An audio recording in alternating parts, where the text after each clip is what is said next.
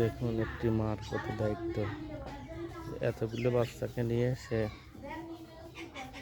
তার বাচ্চাকে খাওয়ানোর জন্য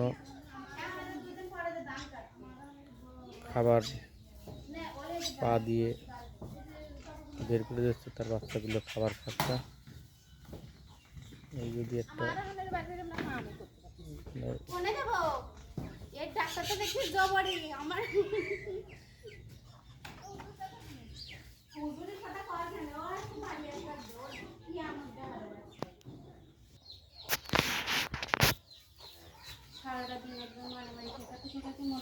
কারা মারামারি করলো?